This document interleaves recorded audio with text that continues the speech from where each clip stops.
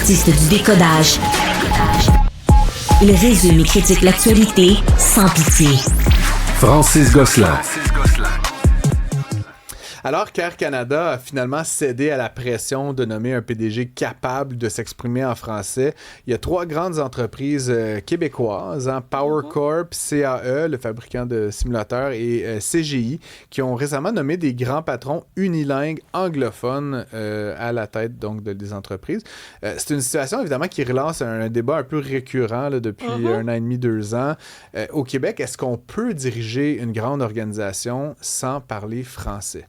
Je vous invite à nous appeler tout au long de ce segment au 187 Cube Radio, 1877-827-2346. Est-ce que c'est important pour un PDG, une PDG au Québec, même si c'est une multinationale, de savoir s'exprimer en français? Est-ce que c'est juste le reflet d'un espèce de terrain de jeu mondial où ce qu'on va chercher des talents, comme on les appelle, de PDG un peu partout? Est-ce que le Québec a un peu un statut particulier?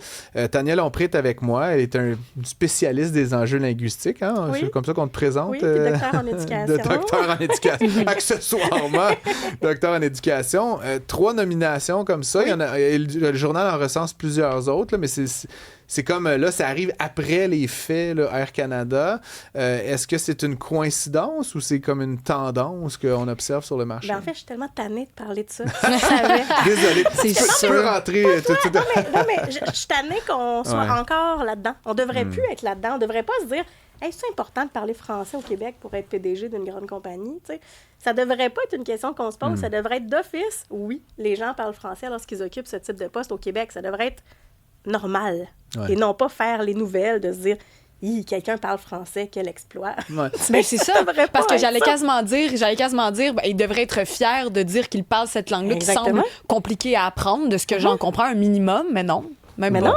Hey, puis même si on recrute à l'international, il y a tellement de gens qui parlent français à travers le monde que ça m'étonne, en fait, qu'on soit pas capable de trouver quelqu'un. Tu sais, je comprends qu'on n'est pas obligé de trouver quelqu'un québécois ou canadien, mais on peut aller chercher quelqu'un en France, en Belgique, au Luxembourg, en Suisse, en Afrique francophone. Il y en a plein des francophones compétents dans le monde. Ça reste qu'on est une petite minorité de francophones dans un océan anglophone qui est l'Amérique du Nord. Là, je vais exclure le Mexique, tiens, mais quand même, il y a ce géant là, à côté de chez nous qui est les États-Unis, qui fabrique beaucoup de PDG, là, des grandes business schools, beaucoup de multinationales.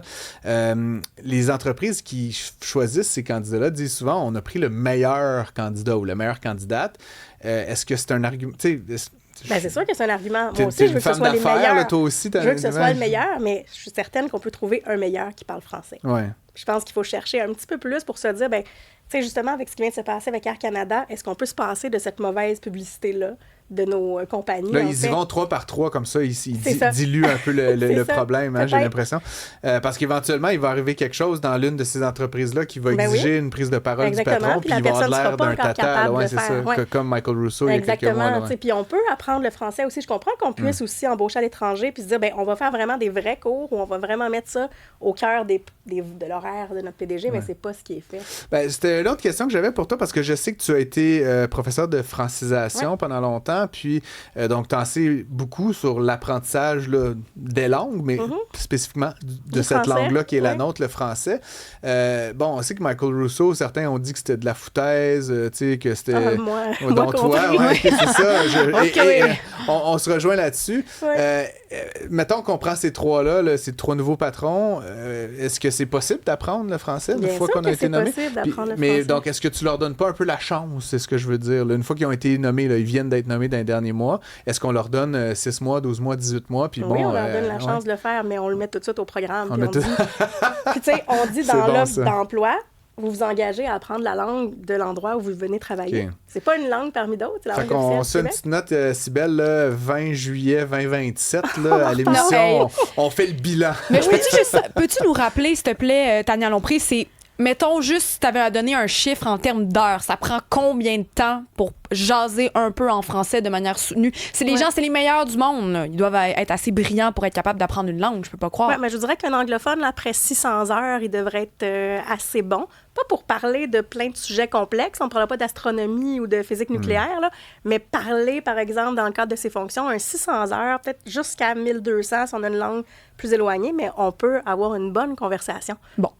Donc, Alors. c'est pas beaucoup 600 heures. Là. Ben, c'est beaucoup, c'est pas beaucoup, puis c'est beaucoup. Puis je veux pas, encore une fois, Oui, je les c'est- excuse c'est- de rien. Là.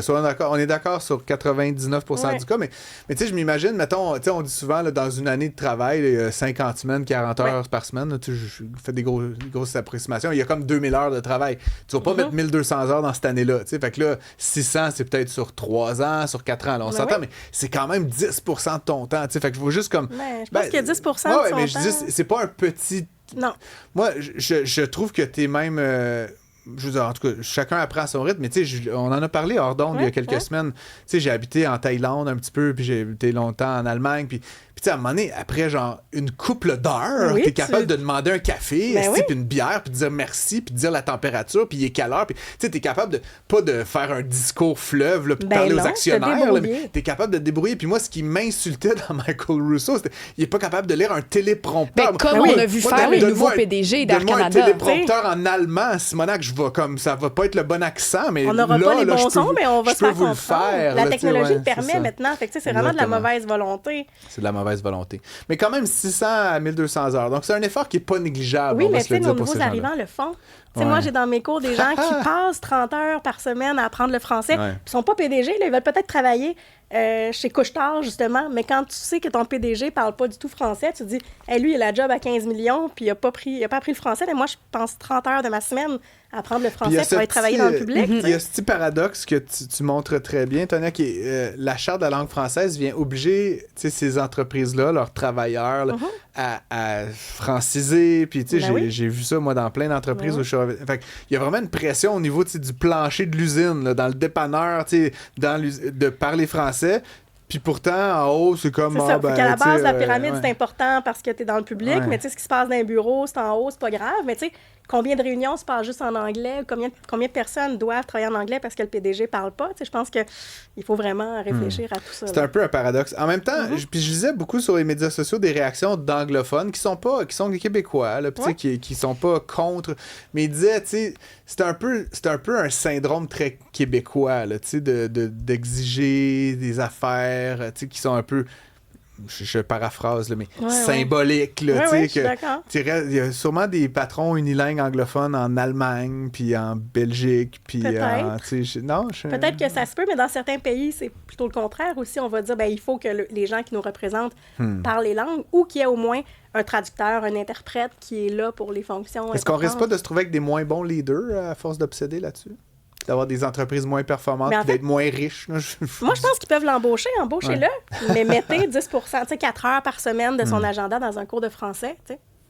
Si tu avais demain matin, puis je sais que tu le fais déjà, mais à faire une recommandation là, au conseil d'administration qui font ces choix-là, qu'est-ce que tu leur dirais? Là? Ben, d'avoir deux critères, être le meilleur, parler français ou s'engager à le faire. Ah ouais, hein, c'est aussi simple que ça. C'est aussi simple que ça. Fait que là, eux, on fait quoi avec eux? Là? On les met sur la watch list, là, puis en bon français? Ben, en fait, j'ai la liste l'impression de que ça va être surveillance. fait. Oui, sûr que les journalistes qui ont fait ce texte-là et les autres feront Ouais. ça dans les prochains mois. Puis ça me fera plaisir de venir t'en reparler, mais j'ai hâte qu'on n'en parle plus parce que ça deviendra en fait nécessaire, normal. Ça deviendra essentiel nécessaire et de normal. parler Lisez ça dans le français. journal de Montréal, mesdames et messieurs. 3 nouveaux PDG anglo unilingues chez 3 de nos fleurons. Merci beaucoup d'être Ben, dans le merci studio, beaucoup, Tania Francis, Lompré. merci. Bye.